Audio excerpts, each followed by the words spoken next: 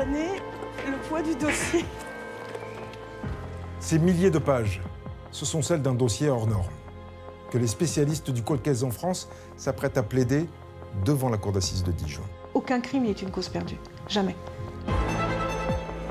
C'est aussi l'ultime chapitre d'un combat de plus de 20 ans, celui d'une mère courage qui a tout fait pour retrouver le meurtrier de sa fille. Si on ne remue pas la justice, si on ne remue pas les enquêteurs, on n'arrivera pas à résoudre ces dossiers. Christelle Blétry avait 20 ans quand elle a été découverte au bord d'un chemin en Bourgogne, tuée de 123 coups de couteau. Une victime de plus sur une liste que la presse appellera les disparus de la 6. Une dizaine de jeunes filles assassinées le long de l'autoroute A6 entre Chalon-sur-Saône, Mont-Solémine et Mâcon. Des dizaines de suspects, des fausses pistes, une enquête qui s'enlise, des familles qui s'unissent. Un policier et une juge qui reprennent tout le dossier à zéro. Et un jour, un nom. Pascal Jardin. C'est une sorte de partie d'échecs qui s'établit entre lui et moi. Je ne connais pas cette fille. Et j'aurais rencontré où? Allez, on se motive. Non, Et on dit la vérité à monsieur l'inspecteur qui est devant. Je vous dis que je ne connais pas cette fille. Une vérité que Marie-Rose Blétry a espérée pendant 23 ans. La cour! Moi, je veux l'assassin de ma fille, je veux qu'il soit arrêté et je veux l'assassin, quoi. Je veux pas un innocent. L'audience criminelle est ouverte, vous pouvez vous asseoir.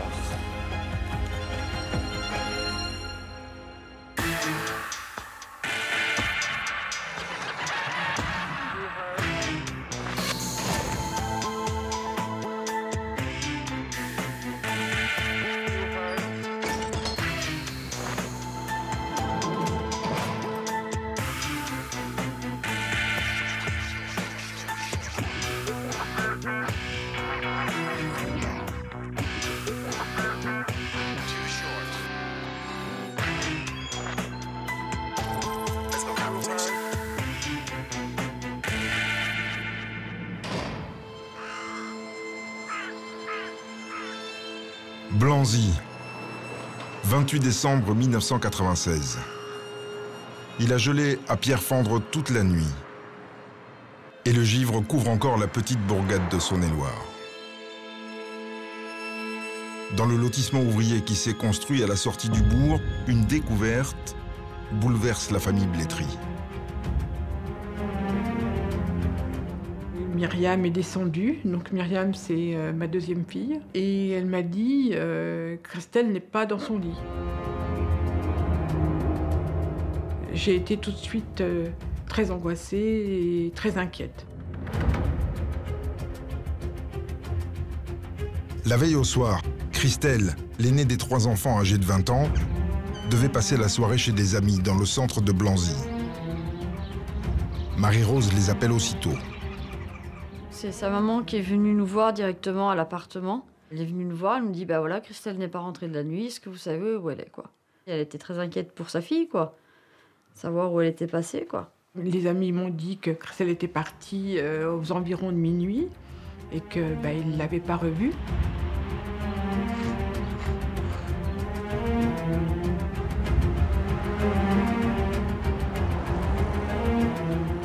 J'appelle le commissariat de Mont-Solémine et quelqu'un vraiment pas sympathique en disant qu'elle était majeure et vaccinée. On m'envoie promener, voilà. Mais Marie-Rose en est sûre. Sa fille l'aurait prévenue si elle avait découché. Elle file donc au commissariat de Mont-Solémine pour insister. Pas pressé de la recevoir, les policiers la font patienter un bon moment dans le hall d'accueil. C'est là que des bribes d'informations lui parviennent. On entendait dans les radios jeune fille dans le fossé. Moi j'entendais, mais je voulais pas croire qu'on parlait de Christelle. Non, c'est pas possible, quoi. Mais Christelle va rentrer. Pendant que la maman se ronge les sangs au commissariat, des policiers s'activent déjà dans un chemin isolé à l'écart de Blanzy, au lieu-dit de l'étang d'Ocle.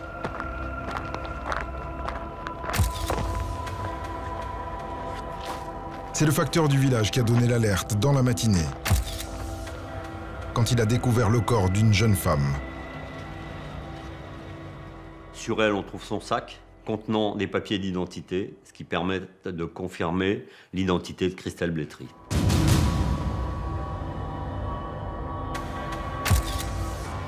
La victime est habillée et gît dans l'herbe, face contre terre. Ce qui a été impressionnant, c'est quand le collègue l'a retournée. Et à la première vision, on voit qu'elle a été tuée à coups de couteau, ou tout au moins avec un objet tranchant. Dès le départ, on se rend compte qu'on est face à un cas tout à fait... quelque chose qui est hors norme. La tâche s'annonce compliquée. La première ferme est à 500 mètres, le coin est désert. Et le froid polaire n'aide pas les policiers. C'est assez lunaire, parce qu'il y a beaucoup de givre, il y a eu beaucoup de givre, il y a gelé pendant la nuit. Donc les champs de chaque côté sont blancs. Sur le sol gelé, pas de traces de pas, ni de pneus. Et l'arme du crime reste introuvable.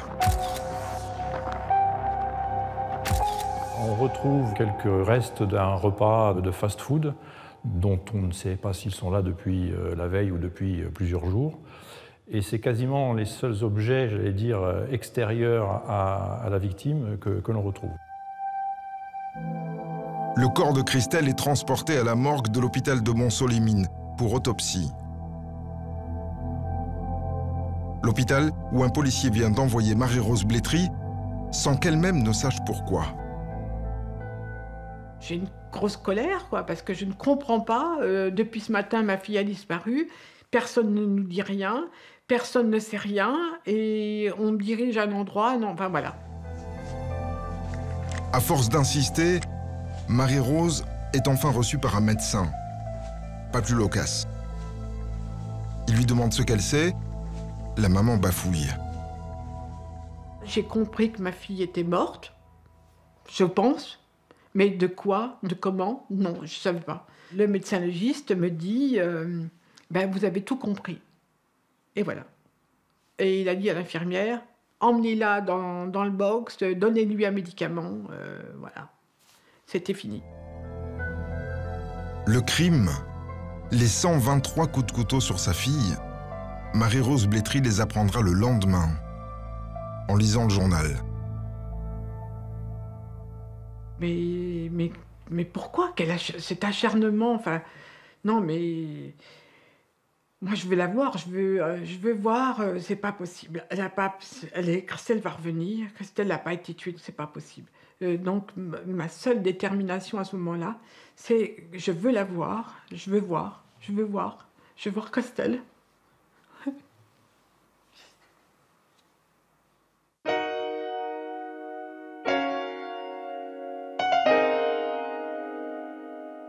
Dominique, l'autopsie qui a été pratiquée sur le corps de Christelle montre que le tueur s'est acharné. Oui, absolument. Le légiste va relever 123 plaies sur le corps de Christelle et va finalement s'arrêter. Il va arrêter de les compter. On a rarement vu un tel acharnement dans un dossier judiciaire. Si on considère que le tueur frappe toutes les 2 secondes, il s'est acharné sur Christelle pendant 4 minutes. Et le légiste note des plaies de défense. Il y a une quinzaine de plaies de défense sur les bras et sur les mains de Christelle. Ce qui signifie qu'elle a essayé de se protéger et qu'elle était encore consciente au moment de son agression. Le tueur, il s'est servi de quelle arme? Alors, le légiste pense à une arme blanche, piquante, coupante, peut-être coupante d'ailleurs sur les 2 tranchants, une lame de 7 cm de longueur, 3 cm de largeur, un couteau pliant, peut-être un opinel ou un laguiole. C'est un meurtre à caractère sexuel? Non. Le légiste dit clairement non. Il ne note aucune trace d'agression sexuelle ou de viol sur le corps de Christelle. Et à partir de cet examen, est-ce qu'un scénario commence à se dessiner? C'est assez rare qu'un légiste s'autorise un scénario, mais lui va le faire. Selon lui, il est possible que Christelle se soit trouvée dans une voiture à la place passager et qu'elle ait été agressée par quelqu'un qui était à la place conducteur, ce qui expliquerait la concentration des plaies sur la partie gauche de son corps. Deuxième élément, le sang s'est déposé vers le bas du corps Et ça laisse penser, pour le légiste, à une position assise de Christelle au moment de l'agression. Et les indices qui ont été prélevés sur la scène de crime, qu'est-ce que ça donne? Ça donne rien, ça donne absolument rien. À l'époque, on n'a pas de téléphonie, rien d'autre. Alors ce que vont faire maintenant les enquêteurs, c'est essayer de tirer le fil de la vie de Christelle.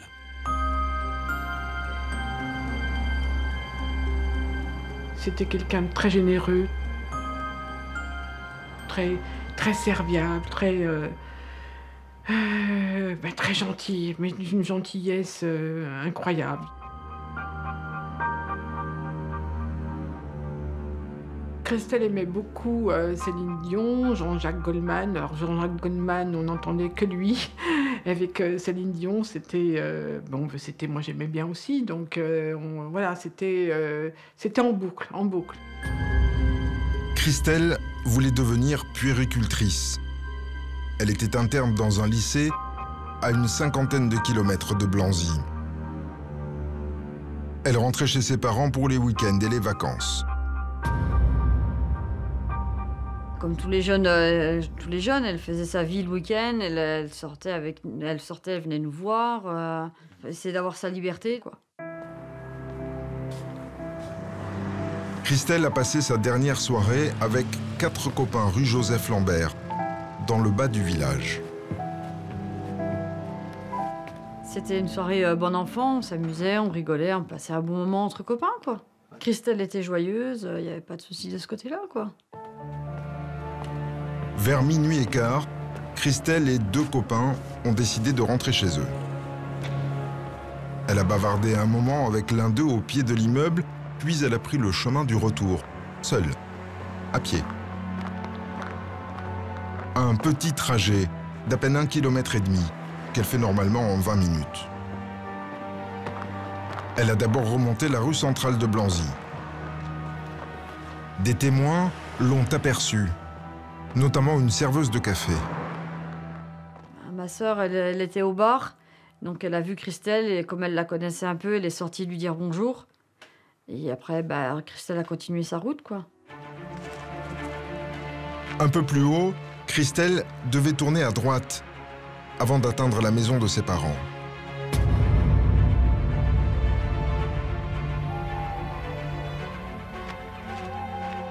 La petite rue du Puy 3 est une petite ruelle très mal éclairée. Très mal éclairée. Mais personne n'a vu Christelle sur ce dernier bout de chemin.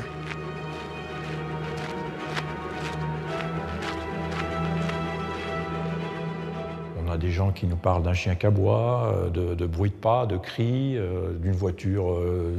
On parle d'une Fiat Panda qui était stationnée. Donc il y a effectivement un certain nombre de témoignages, mais qui sont tous trop partiels, trop incomplets pour qu'on puisse même faire un lien formel avec ce qui est arrivé à Christelle Blétry.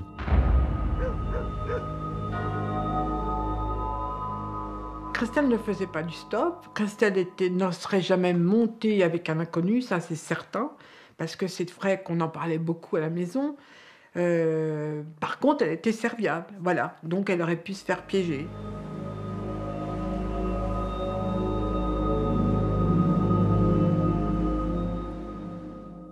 Dominique, tout se passe dans un mouchoir de poche. Oui, Rachid, ce soir du 27 décembre 1996, Christelle passe donc la soirée chez ses amis, rue Joseph-Lambert. Elle a un peu plus d'1 kilomètre à parcourir pour rentrer chez ses parents. On perd sa trace devant ce bar où elle discute avec la serveuse. Elle aurait dû, en principe, prendre ensuite à droite la rue du Puy 3 pour arriver rue Pasteur. Elle tournait à gauche. Elle était chez ses parents. Et on découvre son corps le lendemain à 2,7 km de Blanzy, chemin de l'étang d'Ocle. Rien de plus sur l'examen de la soirée? Non, rien de plus. Alors, les enquêteurs vont s'intéresser aux petits secrets de cette jeune femme de 20 ans. Et ils vont découvrir que, peu de temps avant sa mort, des événements troublants lui sont arrivés. Depuis quelques semaines, Christelle paraissait inquiète, renfermée. Juste avant son assassinat, elle ne sortait plus. Est-ce que parce que justement elle avait peur ou voilà. Moi j'essayais de lui poser des questions, de savoir et elle ne me disait rien quoi.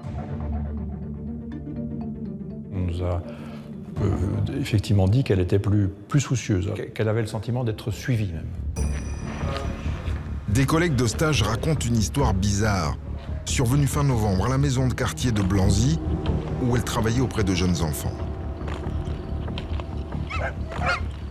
À plusieurs reprises, elles ont été plusieurs à voir quelqu'un par la fenêtre et il semblerait qu'il y avait un rôdeur à ce moment-là à la maison de quartier.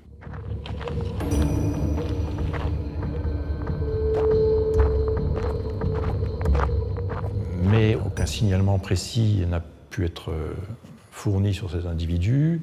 Clairement, ça a pu participer au sentiment d'insécurité de Christelle Blétry. C'est qui, ce rôdeur de la maison de quartier? Le tueur? Et puis, il y a aussi cette lettre que Christelle a écrite à sa meilleure amie, 10 jours avant le meurtre. Elle parle d'un prénommé Christophe, qu'elle a rencontré dans une boîte de nuit, avec lequel elle a entretenu une relation des plus brèves au mois de décembre. Ce Christophe, Christelle l'appelle Titi. Et ce qu'elle raconte dans sa lettre est assez inquiétant.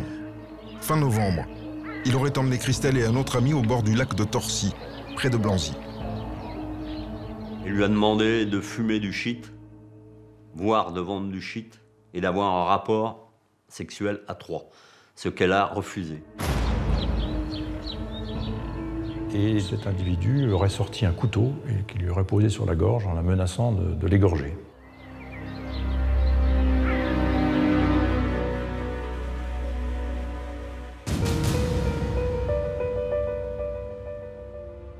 Quand j'apprends ça et dès que j'apprends les détails, ça, je veux dire, Christelle a été assassinée, c'est forcément lui l'auteur. Hein.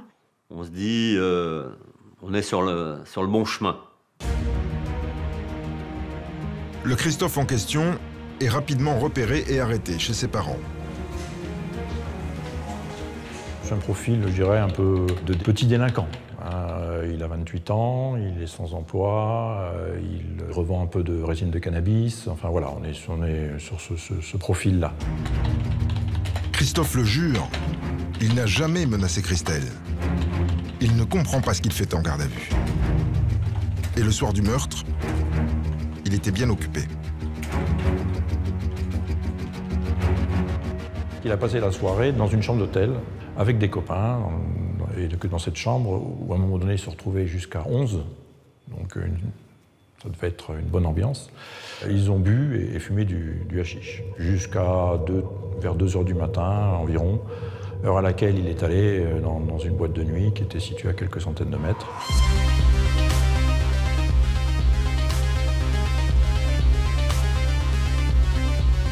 Cette discothèque est située à 10 km de la scène de crime, soit une demi-heure aller-retour en voiture. Christophe a-t-il pu s'échapper de la soirée pour aller tuer Christelle? Il n'avait pas de voiture à cette époque et il n'est jamais resté seul. Donc il a toujours été en présence d'autres personnes qui ont confirmé qu'il était à l'hôtel puis à la boîte de nuit. On a pu établir que sa tenue vestimentaire n'a pas changé au cours de la nuit. Et que quand on l'a saisie, elle n'a pas été lavée, elle n'a pas... Or, si il était l'auteur des faits, je pense qu'il aurait été couvert de sang. La police se détourne donc de Christophe pour se concentrer sur d'autres pistes. Car en Saône-et-Loire, le meurtre a fait grand bruit. On ne parle même que de ça dans ce village de 6000 habitants.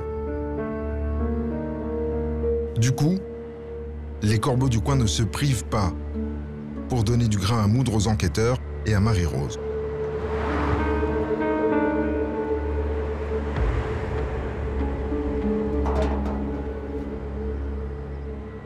Chaque fois que j'avais une lettre, que j'allais chercher des gants avant de la prendre, parce que j'ai compris le truc après. Donc, je prenais des précautions pour que justement la police puisse avoir des empreintes. Enfin voilà.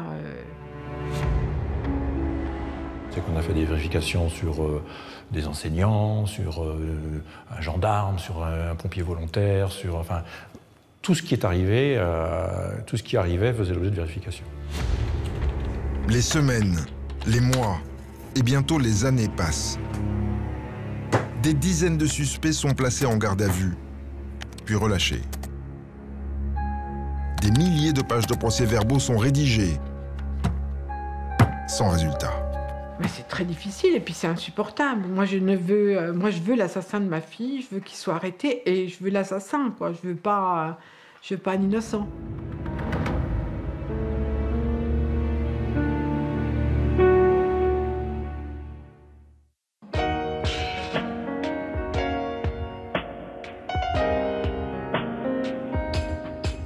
Dans son combat, Marie-Rose Blétry n'est pas seule. Elle a très vite réussi à fédérer de nombreux soutiens. Oui, très rapidement, dès janvier 1997, aussitôt à la mort de Christelle, des habitants de Blanzy, des amis, vont venir la rejoindre parce qu'ils sont d'abord indignés par la façon dont on l'a traitée au commissariat de police de Montceau-les-Mines et à l'hôpital de Montceau-les-Mines.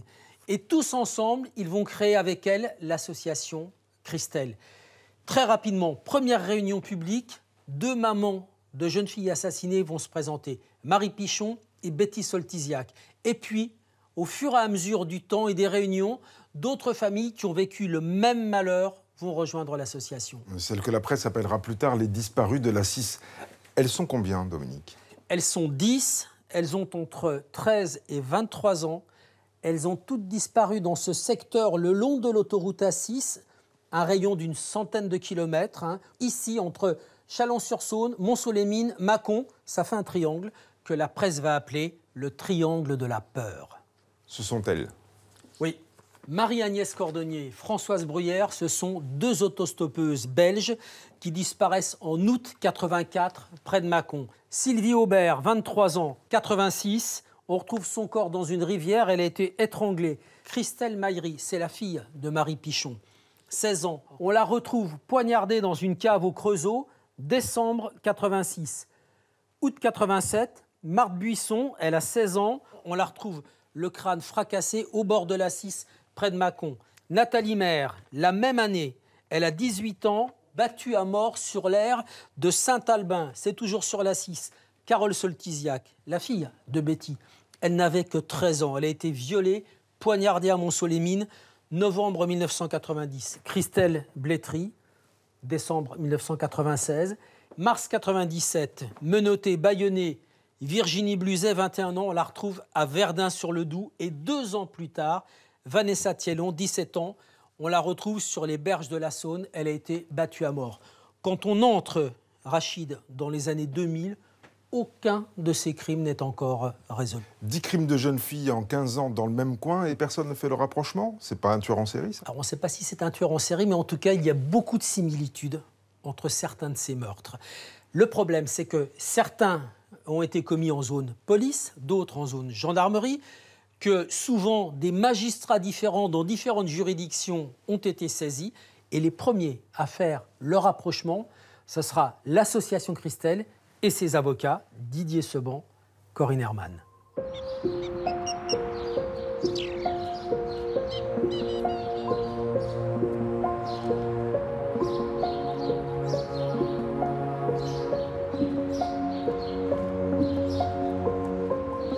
Le combat de Marie-Rose devient donc un combat collectif.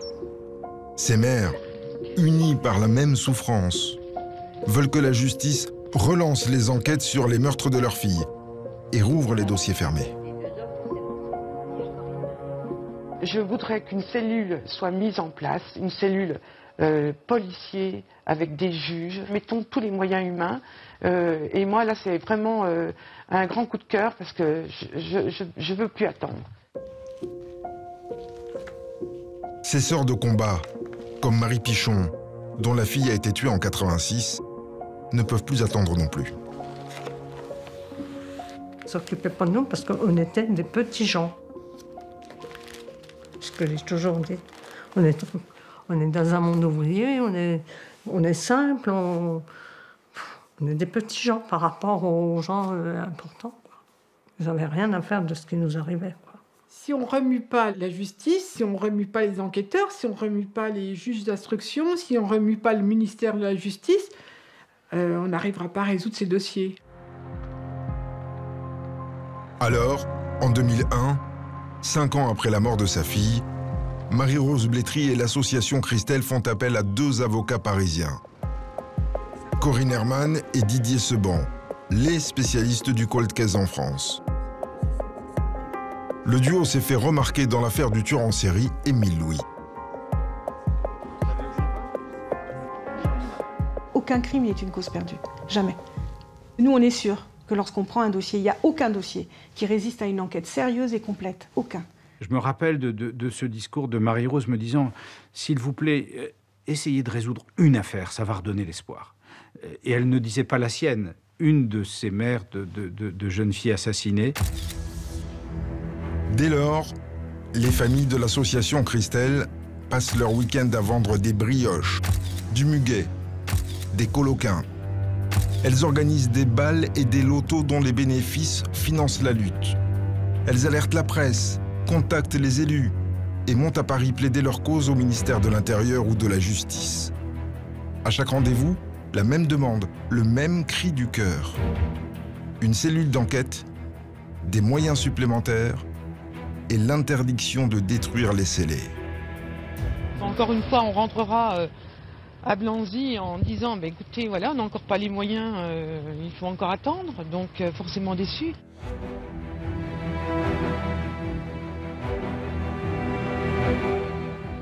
C'est des combats tellement lourds, tellement difficiles. On ne combat pas les criminels, on combat l'institution. Et lorsque Marie-Rose a compris ça, on pouvait faire des choses très intéressantes. Plus de 150 personnes marchent dans les rues de Châlons aux côtés des familles des victimes. Je profiterai de ce moment de parole pour solliciter de nouveau Nicolas Sarkozy, qui reçoit beaucoup de victimes, beaucoup de familles, on le voit, mais nous, l'association Christelle, on est oubliés. Quand elle a dit une chose, c'est comme ça, c'est pas autrement. Il faut que ça marche, il faut des réponses, il faut que ça bouge, il faut que, voilà, se laisse pas faire. Elle a raison d'ailleurs. Marie-Rose, c'est quelqu'un qui est transcendé par son combat, totalement transcendé, qui est allé explorer des limites d'elle-même, je pense qu'elle ignorait, qu'elle n'imaginait même pas. Après plusieurs années de lutte, l'association obtient enfin le rapprochement des dossiers auprès de 2 juges du tribunal de Chalon-sur-Saône. Mais pas encore la création d'une cellule d'enquête. Une demi-victoire donc.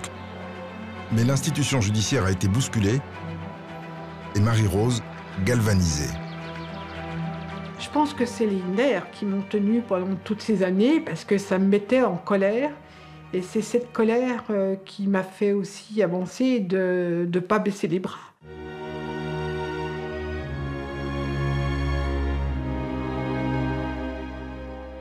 Dominique, cet espoir est récompensé en 2011. Oui, cette année-là, une première affaire portée par l'association va être résolue.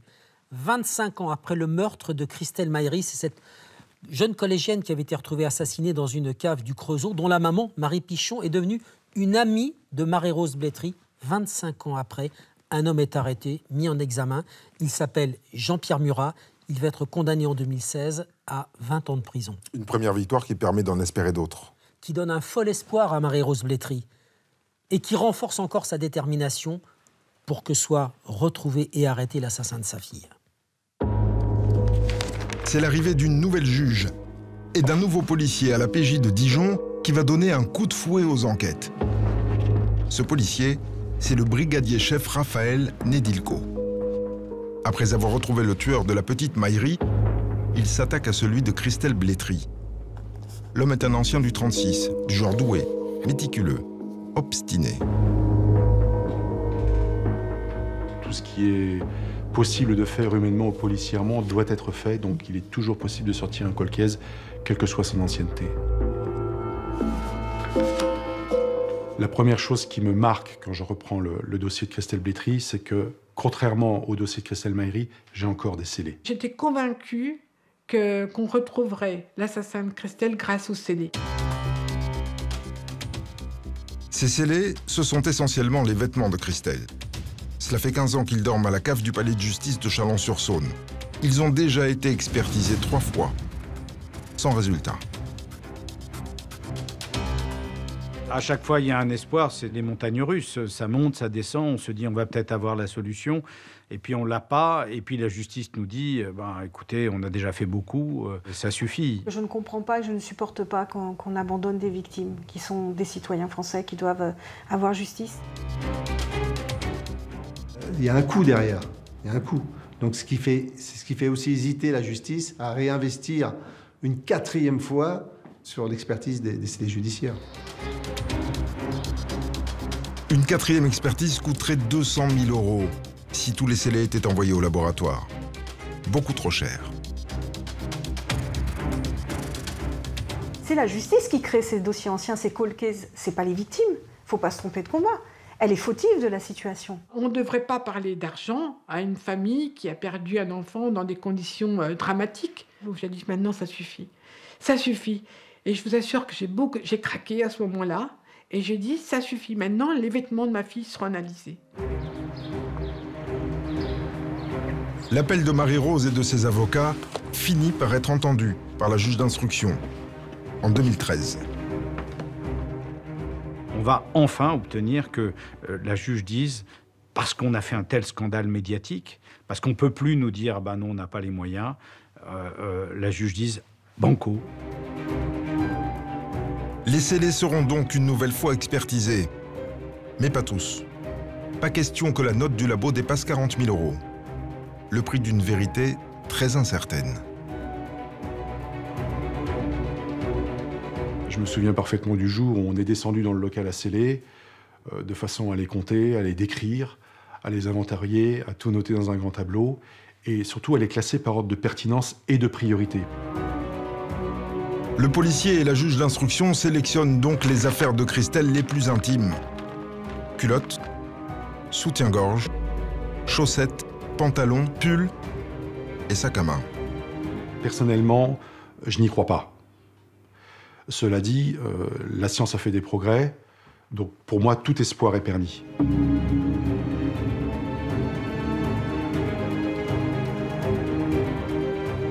Dominique, la juge désigne un laboratoire qui n'a encore jamais travaillé sur l'affaire Blétry. Oui, le laboratoire du professeur d'Outremepuich.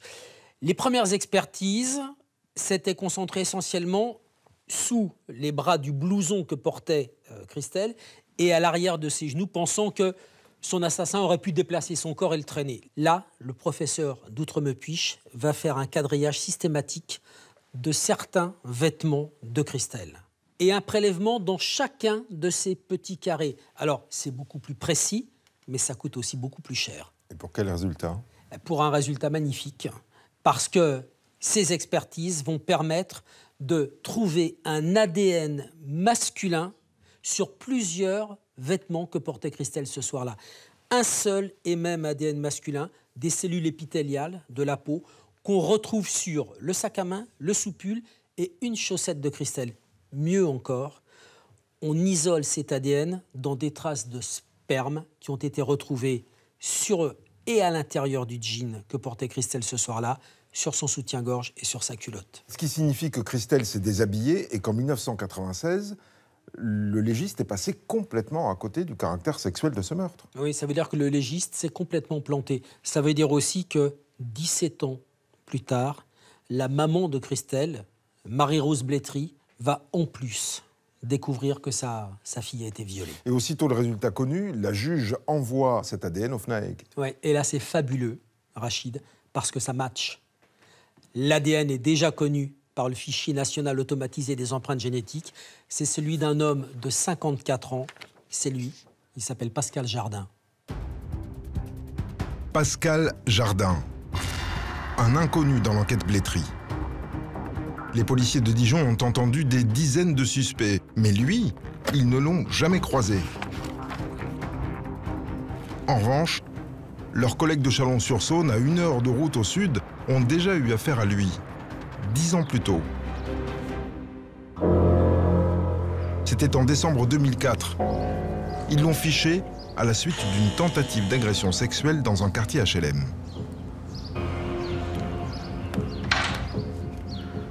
Pascal Jardin se présente au domicile d'une jeune femme qu'il choisit un peu au hasard sur une sonnette en bas d'un immeuble. Et là, elle va se présenter comme plombier envoyés par l'organisme HLM afin de faire des vérifications. Ce jour-là, la jeune femme n'est pas seule. Son compagnon est également présent dans l'appartement. Pascal Jardin explique alors qu'il repassera. Ce qu'il fait 10 jours plus tard. Cette jeune femme ouvre la porte à Pascal Jardin. Il pénètre et là il lui dit « il faut que je fasse des vérifications. Je vous invite à aller dans la salle de bain et faire couler l'eau. Moi je suis dans la cuisine. »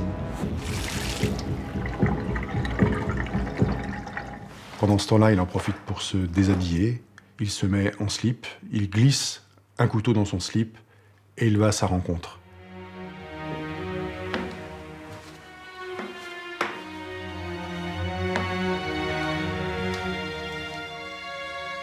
En l'apercevant, cette jeune femme hurle. Le compagnon, qui était resté caché dans la chambre parce qu'il avait des doutes, se précipite alors pour lui porter secours et porte plusieurs coups de poing au visage de Pascal Jardin et parvient à le maîtriser. Jardin, le faux plombier, est interpellé quelques minutes plus tard par la police, en slip-chaussettes, le visage en sang. Au cours de sa garde à vue, il explique qu'il ne voulait faire aucun mal à sa victime. Il voulait juste se venger d'une autre femme. Car depuis des mois, ce responsable logistique en produits surgelés subit les humiliations quotidiennes de sa supérieure hiérarchique. Il n'en peut plus. Il a craqué. Cette colère qu'il avait contre cette supérieure hiérarchique avait été en quelque sorte reportée, déplacée sur celle qui va devenir sa victime au moment des faits. Il a besoin de passer d'une posture d'impuissance à une posture de toute puissance, d'une posture d'humiliation à une posture de domination, de terrasser en quelque sorte l'image féminine. Il y a quand même un mode opératoire qui est bien maîtrisé. Donc, il y avait là beaucoup d'éléments pour attirer l'attention, pour servir d'alerte sur le fait que peut-être il y avait eu d'autres faits avant. Et en tout cas, sur le fait qu'il présentait une réelle dangerosité criminologique. Difficile à l'époque de faire le rapprochement entre cette tentative d'agression à domicile, en plein jour, et le meurtre de Christelle Blétry, 8 ans plus tôt, à 50 km de là, en pleine nuit.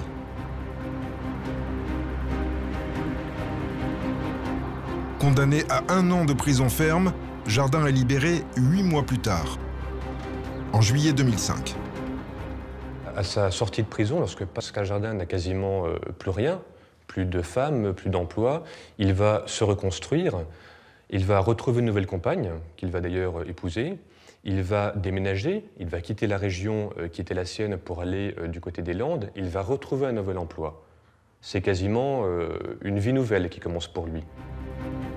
Ensuite, Pascal Jardin n'a jamais refait parler de lui. Jusqu'à ce qu'en 2014, son ADN le trahisse.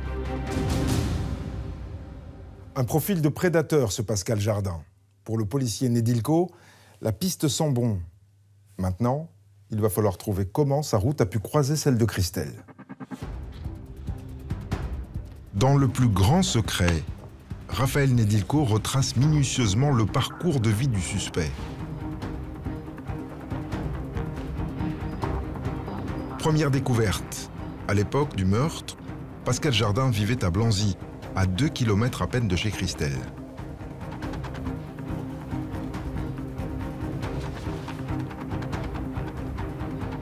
Le schéma de déplacement de Pascal Jardin, aussi bien pour ses activités personnelles que ses activités professionnelles, pouvait se superposer avec le schéma de déplacement de Christelle Blétry.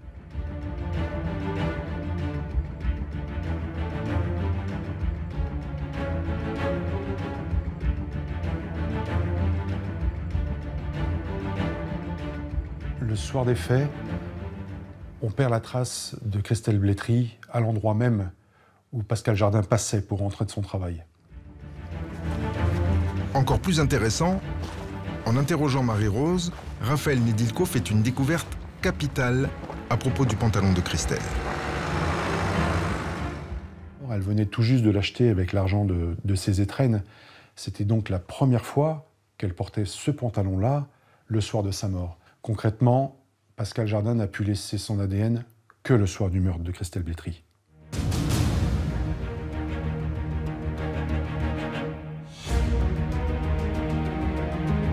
Cette fois, tout y est. Il faut aller chercher le bonhomme. Direction les Landes. Le 9 septembre 2014, à 6 h du matin, les policiers frappent à la porte de Pascal Jardin, à Réjon. Il vit là, à l'écart du village, avec sa deuxième épouse et ses belles-filles. Tout de suite, on remarque qu'il est porteur d'un couteau à la ceinture. Il ne bouge pas, nous l'interpellons sans problème, sans force, il se laisse neutraliser sans problème, nous lui passons les menottes et il semble bizarrement peu surpris de nous voir. Il collabore ouvertement, très calmement, avec le sourire, très poliment.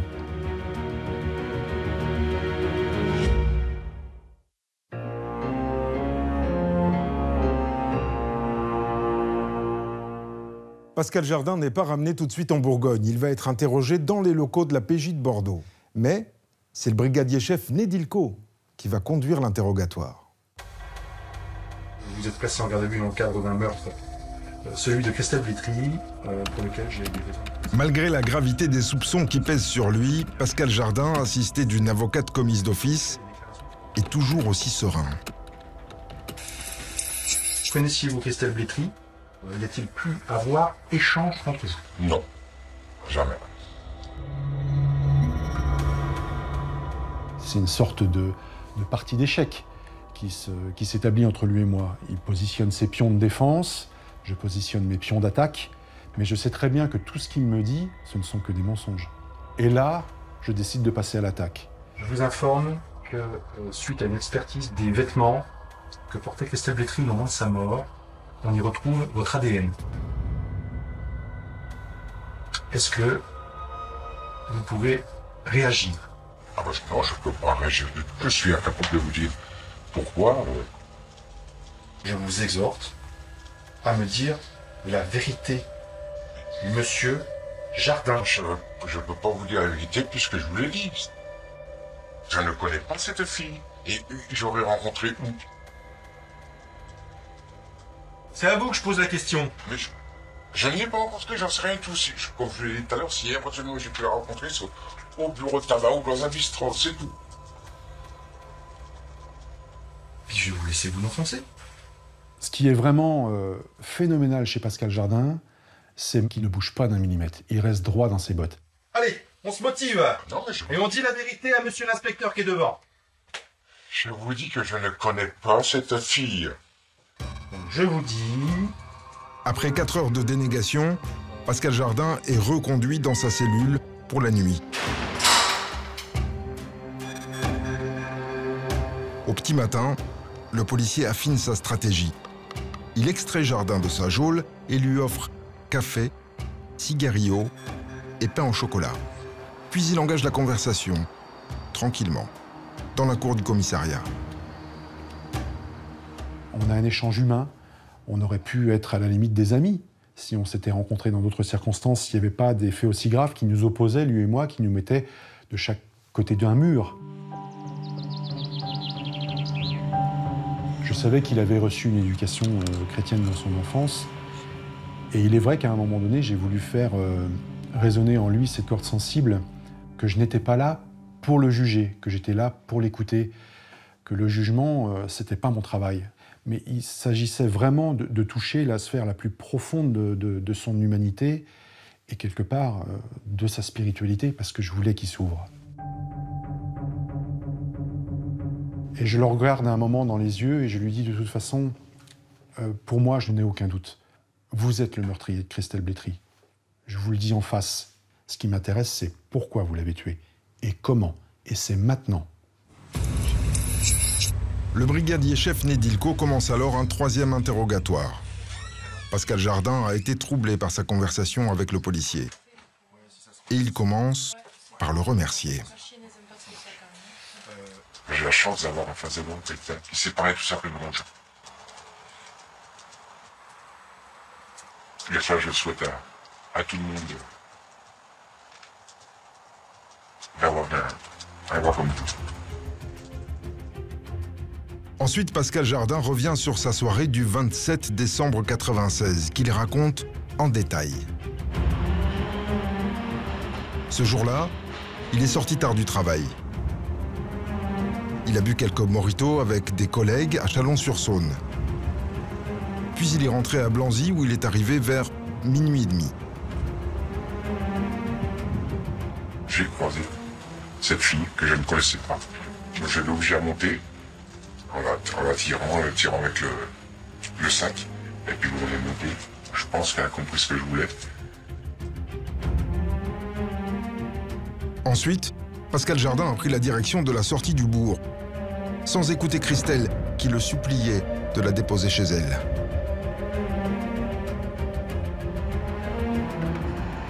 Puis il arrête le véhicule et il lui fait comprendre ce qu'elle sait déjà, c'est qu'il va lui imposer une relation sexuelle.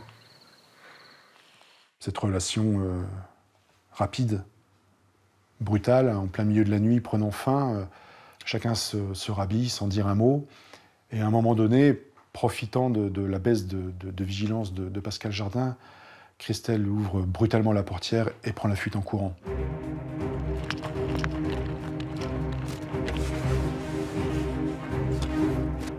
Et là, j'ai sorti mon couteau qui était dans la voiture. J'ai couru après. Et elle s'est tellement mise à paniquer que j'ai paniqué aussi, puis c'était le moment. Elle était un peu très apeurée. Et moi, j'étais complètement dans un état second, mais je suis incapable d'oublier où j'ai donné le premier coup de poing. Il criait ? Ouais, il criait. La seule chose qu'il m'explique vouloir obtenir au moment où il la frappe, c'est son silence. C'est qu'elle arrête de crier. Rien d'autre.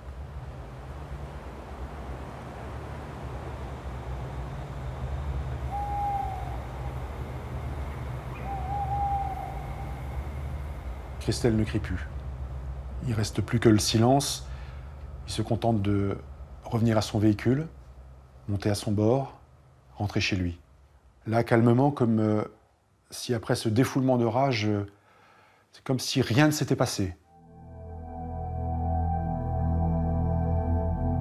Il est 2 heures du matin, Jardin se prépare un sandwich et va se coucher près de sa femme.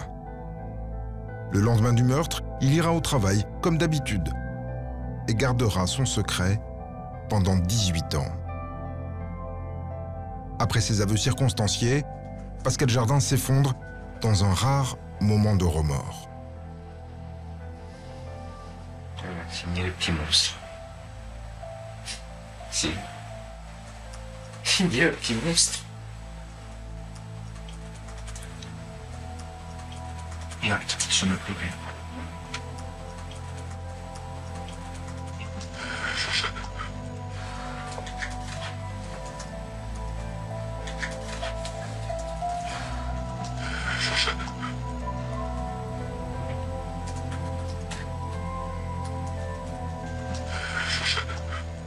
Parce que l'émotion lourde, c'est pas de la famille. Elle brille très vite. Je sais que c'est qu'un enfant que j'aime.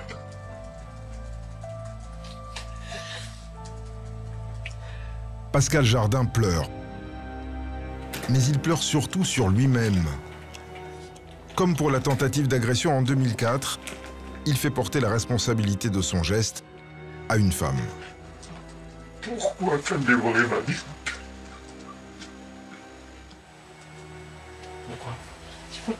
Pourquoi a-t-elle dévoré ma vie? Tout ça. Non, mon ex.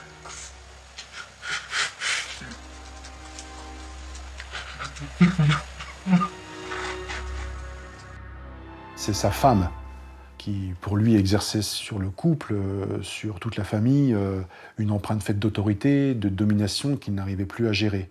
Encore une fois, Pascal Jardin se positionne comme une victime. C'est lui la victime, une victime des femmes. Le lendemain de sa garde à vue, Pascal Jardin réitère ses aveux devant la juge d'instruction, qui le met en examen pour le viol et le meurtre de Christelle Blétry. Un incroyable coup de théâtre dans l'affaire des disparus de Lassis. Le meurtrier présumé d'une jeune femme de 20 ans, retrouvée morte en 96, a été confondu par son ADN 18 ans après les faits. La mère de la victime, très émoue.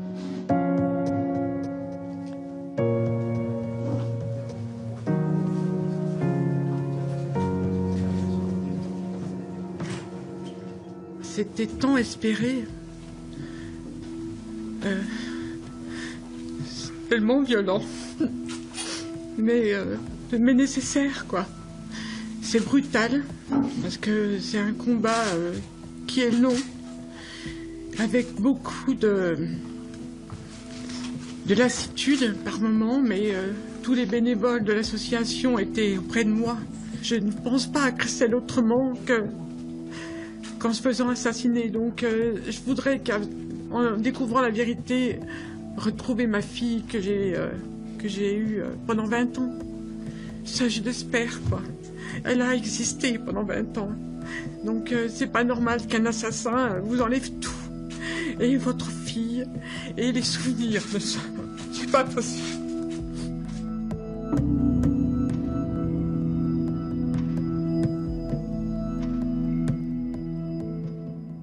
Placé en détention provisoire, Pascal Jardin reçoit quelques jours après un soutien de poids, celui de sa deuxième femme et de ses belles-filles. Son épouse est convaincue que son mari n'a pas pu tuer Christelle. C'est le message qu'elle lui adresse, par-delà les murs de sa prison. Je refuse catégoriquement de dire qu'il a fait du mal, c'est pas possible. Un homme doux comme lui, gentil comme lui, comme il nous a sortis de nos galères, comme il a... C'est impossible. Non, non, tu peux pas vivre avec une personne pendant 9 ans et puis dire il a tué. Non, c'est pas possible. Ce message d'amour et les lettres de ses belles-filles le bouleversent. Tu es si gentil. Comment peuvent-ils dire que tu étais un monstre? Dans sa cellule, Jardin a aussi le temps de repenser au déroulement de sa garde à vue. Il a le sentiment, déclara-t-il, d'avoir été roulé dans la farine par le policier. Il expliquera être quasiment tombé dans un piège au moment de sa garde à vue, d'avoir été contraint à arriver à ses aveux, et une fois qu'il se retrouve en détention, seul dans sa cellule, il va décider de se rétracter. Une rétractation dont il fait part à la juge 3 semaines après sa mise en examen.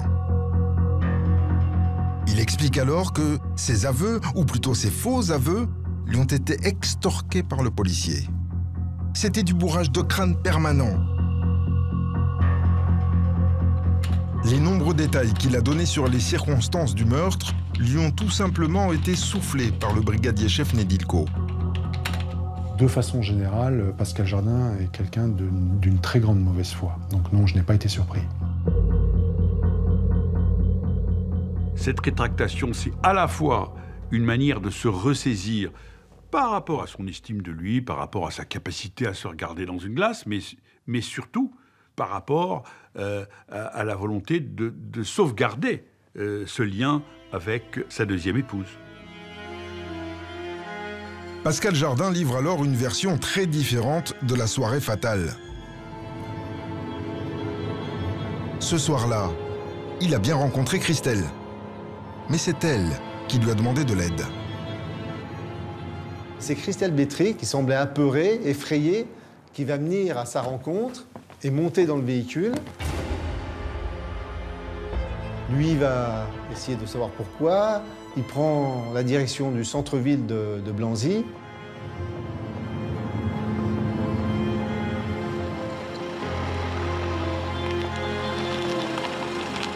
Il va s'arrêter au niveau du presbytère, dans un lieu relativement sombre. Et là, Christelle Blétry va dire qu'il fait chaud dans l'habitacle. Et quelques secondes après, son charme aurait opéré, si je puis dire, et là, elle aurait été consentante pour un rapport sexuel. Et elle serait repartie de là où elle était venue, quelques minutes plus tard, et selon Pascal Jardin, eh bien, elle se serait sentie mieux. Ensuite, qu'est-il arrivé à Christelle? Qui l'a tuée? Mystère. Jardin n'en sait rien, il ne l'a plus revue.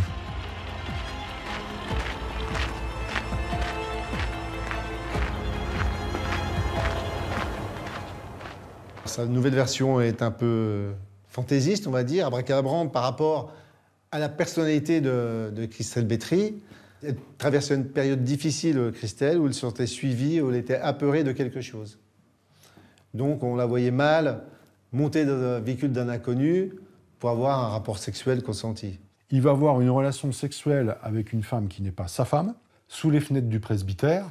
Attends, tu vas pas tromper ta femme sous les fenêtres du curé, ça n'a aucun sens. C'est une manière de salaire de la victime que de dire que tout d'un coup, Christelle Bétry aurait sauté sur le premier venu comme une prostituée et se serait jetée sur lui pour avoir une relation sexuelle. C'est la salir, Christelle, que de dire ça. Cette nouvelle version, personne n'y croit. Elle est d'ailleurs contredite par la nouvelle expertise d'une nouvelle légiste. La principale conclusion du médecin légiste, c'est de dire que les coups ont été portés à l'endroit où on a découvert le corps de Christelle.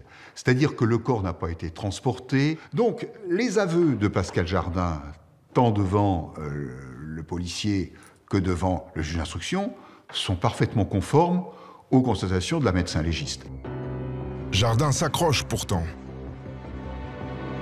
Et c'est ce deuxième scénario qu'il joue quelques semaines plus tard, lors de la reconstitution du meurtre à Blanzy.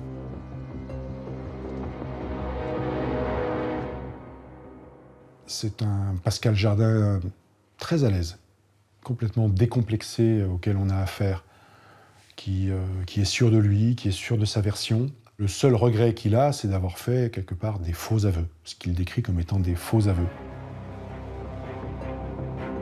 La reconstitution n'apportera rien de plus sur les circonstances du meurtre. Ce qui se joue ce soir-là, dans la nuit noire de l'étang d'Ocles, c'est un duel silencieux entre Marie-Rose et, à seulement quelques pas, l'homme accusé d'avoir tué sa fille. Je vais le regarder, je voudrais prendre son regard. Il baisse vite la tête. Il fuit mon regard, d'ailleurs, il ne me regarde jamais. Marie-Rose va rester parfaitement calme, parfaitement digne. Elle ne va pas lui crier dessus, elle le regarde tout le temps, elle veut savoir, elle veut comprendre cet homme, par qui le malheur est arrivé, qu'est-ce qui peut justifier ses actes.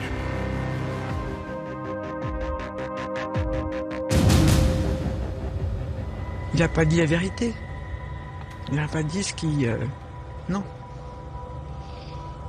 Comment vous l'avez trouvé? Presque indifférent.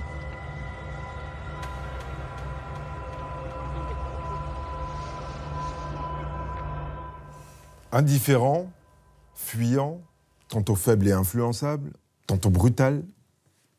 La juge a encore du mal à cerner Pascal Jardin. Alors elle demande aux enquêteurs de poursuivre l'enquête pour savoir comment ce monsieur tout-le-monde a pu commettre un crime aussi sauvage. Pascal Jardin, c'est un peu le voisin sympa, le cousin, le collègue avec qui on taille volontiers une bavette.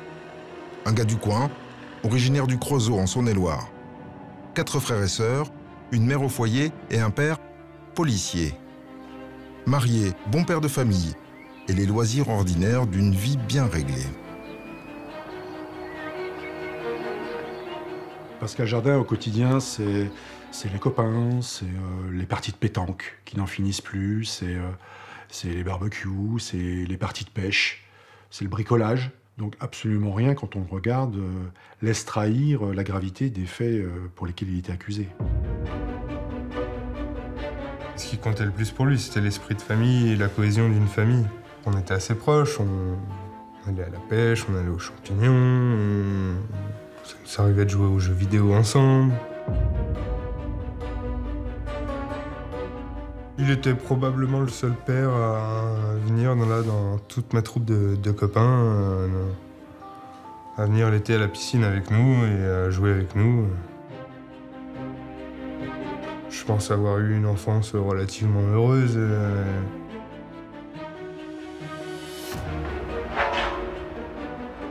Jardin a été vendeur dans un magasin de bricolage, responsable logistique dans une entreprise de produits surgelés. Et au moment de son interpellation, il travaille dans un élevage de cailles. Adaptable, efficace, bosseur. C'est un bon collègue, un peu petit chef, grivois, misogyne sur les bords, un peu porté sur la chose. Mais encore une fois, beaucoup d'entre nous pourraient se reconnaître au travers de ce portrait. Mais en creusant davantage, les enquêteurs mettent au jour les failles moins glorieuses du bonhomme. Un peu tricheur, un peu chapardeur, et parfois même violent.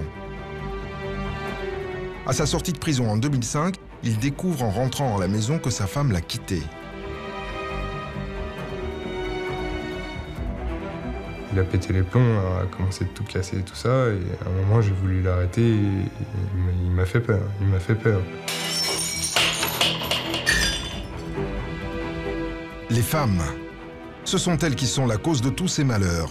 Sa première épouse, sa patronne, ses maîtresses. Dès lors qu'il ne les domine pas, Pascal Jardin se sent menacé.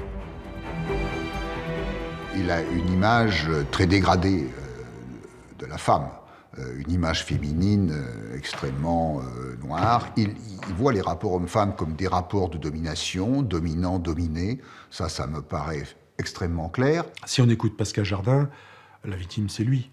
Il est dominé par les femmes qui l'empêchent de vivre sa vie comme il l'entend. Il y a une seule femme que Pascal Jardin s'interdit de juger. Sa mère. Une mère pourtant autoritaire, omniprésente, étouffante. On pourrait presque la qualifier de dictateur. Hein. C'était elle la patronne à la maison. C'était pas mon grand-père policier à l'époque qui dirigeait la maison, c'était la grand-mère. Cette mère, inconsciemment haïe, va faire que la haine va être déplacée sur d'autres femmes qui vont payer pour cette haine de l'image maternelle. Ce qui frappe enfin chez Pascal Jardin, c'est sa capacité à compartimenter sa vie, à la cliver. Garder le secret du meurtre et reprendre le cours normal de son existence pendant 18 ans. Cette force du clivage, qui fait qu'il y a d'une part une vie pseudo-normale et adaptée, banale, et d'autre part des actes qui sortent complètement de l'ordinaire, il s'agit d'actes criminels. Et puis, ce rapport très singulier à l'image féminine, tout ça, ce sont effectivement des traits que l'on rencontre chez des tueurs à série ou chez des grands criminels.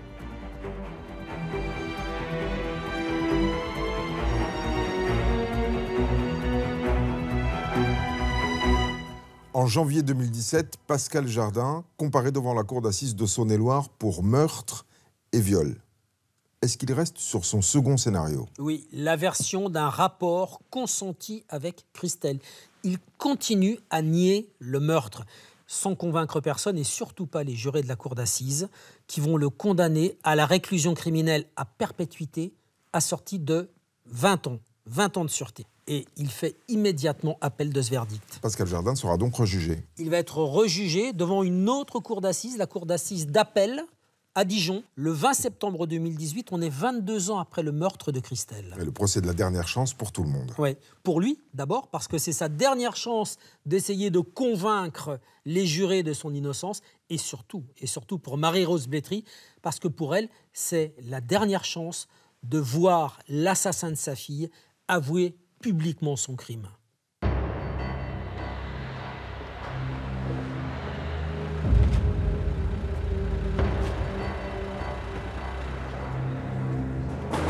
Pour Marie-Rose Blétry, ce procès en appel est une nouvelle épreuve.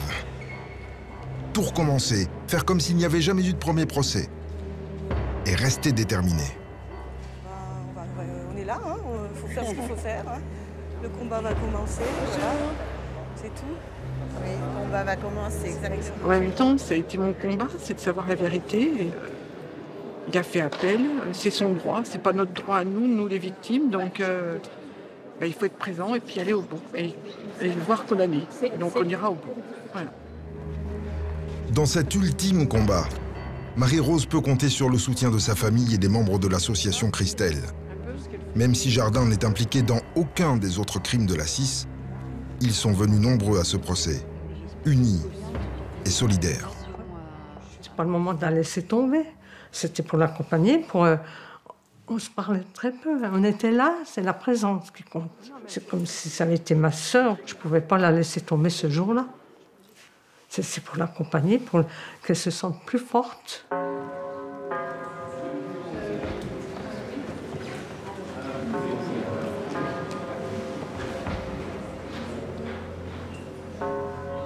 C'est vrai que j'espérais que Pascal Jardin avoue. Pour moi, je me disais aussi, il va en appel, il a pris perpète et 20 ans. S'il va en appel, il va avouer et prendra moins. C'est un peu ce que... Enfin, pour moi, c'était un peu la logique. Donc je me disais, il va avouer. Il va avouer. Voilà, c'était l'espoir qu'on avait.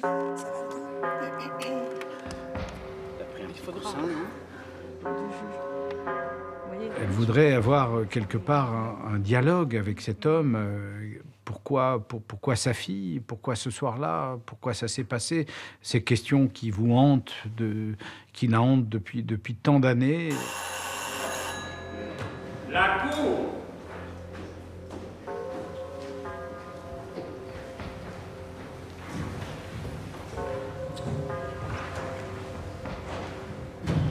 L'audience criminelle est ouverte, vous pouvez vous asseoir.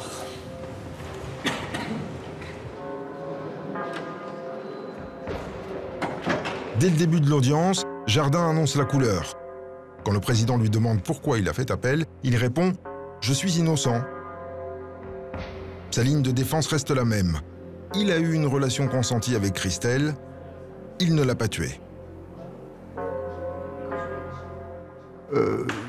Je me suis trouvé face à un homme calme, absolument pas agressif, mais emmuré dans une version qui, à mes yeux, qu'il défendait contre vents et marées et qui était un tissu d'incohérence et d'improbabilité. Je ne sais pas, je ne me souviens pas, je ne peux pas répondre à cette question. Jardin évite, contourne, louvoie, résiste aux assauts des questions. Alors, pendant les interruptions d'audience, Michael, son propre fils, lui aussi persuadé de sa culpabilité, va tenter de le faire craquer. À chaque fois, ma démarche était de lui dire « Mais vas-y, balance, crache, crache.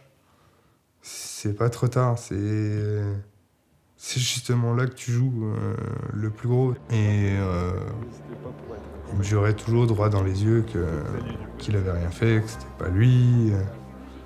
S'il est dans le déni complet.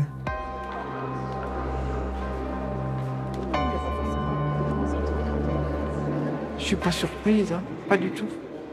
Il est impassible. Je sais pas si... Je me demande s'il sait qu'il est dans une cour d'assises. Je me demande. Pas d'humanité, pas de... rien.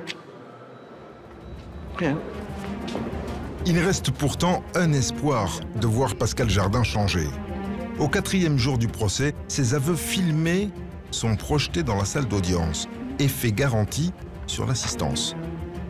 Il y a ce sentiment très fort qu'il y a le vrai Pascal Jardin, celui qui parle devant Nedilko, qui parle lors de la garde à vue, et puis il y a un homme qui a reconstruit une histoire, qui est le Pascal Jardin de l'audience d'assises. Donc il y a un homme qui ment et un homme qui dit vrai. Je pensais que c'était un cauchemar que j'avais fait. Cette double image va jouer très fort contre lui. Mise en difficulté par l'attitude fermée de Jardin et ses aveux filmés, la défense contre-attaque. Elle dénonce les conditions de sa garde à vue. Oui, leur client a avoué, mais il a été téléguidé par le policier Nedilko qui a abusé de sa confiance. La confiance, ça démarre par des égards auxquels une personne gardée à vue ne peut pas s'attendre. Café, cigarettes, pain au chocolat. Et une fois que ce lien de confiance est tissé, c'est très difficile pour une personne en garde à vue de faire autre chose que de suivre un petit peu le mouvement qui sera lancé par cet enquêteur. Et l'enquêteur bienveillant à votre égard, qui va enlever son uniforme de policier et puis va presque se transformer comme un ami, comme un conseil pour vous, va vous présenter ces deux options. Contester les faits, vous prendrez le maximum, reconnaissez les faits et vous pourrez peut-être obtenir une peine moins sévère. À la place de Pascal Jardin, qu'auriez-vous choisi? À aucun moment, je n'ai téléguidé les indications apportées par Pascal Jardin. Je n'ai cherché qu'à l'ouvrir parce qu'il se le devait, il nous le devait, il le devait la justice, il devait la famille. Après 2 semaines de débat, Pascal Jardin n'a pas bougé. Alors, dans un réquisitoire implacable, l'avocat général rappelle la sauvagerie du meurtre de Christelle et balaye la thèse des aveux extorqués. Il y a l'ADN, la découverte de son ADN, il y a effectivement ses aveux, il y a également ce qui a pesé, à mon sens, très lourd, c'est cette agression en 2004. Donc je requiers une réclusion criminelle à perpétuité avec une période de sûreté d'une durée de 20 ans. À son tour, la défense passe en revue les zones d'ombre du dossier. Rien ne prouve que Pascal Jardin a tué Christelle, car l'heure de sa mort reste inconnue. Les avocats dénoncent aussi les méthodes de policiers chasseurs qui ont enquêté à charge contre un homme qui est devenu leur proie. Pascal Jardin conteste les faits, nous plaidons l'acquittement.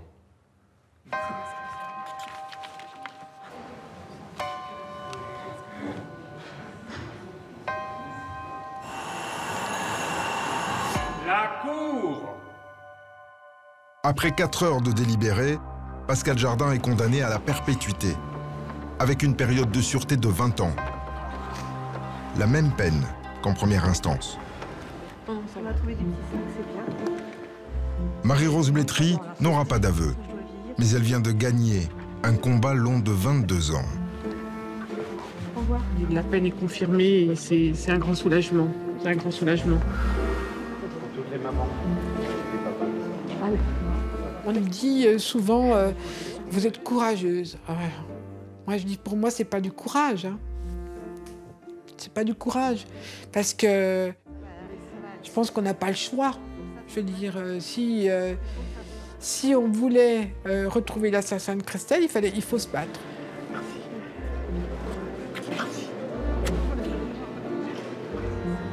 Et se battre, c'est grâce à tout le monde. Moi, je ne remercierai jamais assez l'association, la population, tous ceux qui ont été là pour nous aider, nous épauler et nous permettre de connaître la vérité.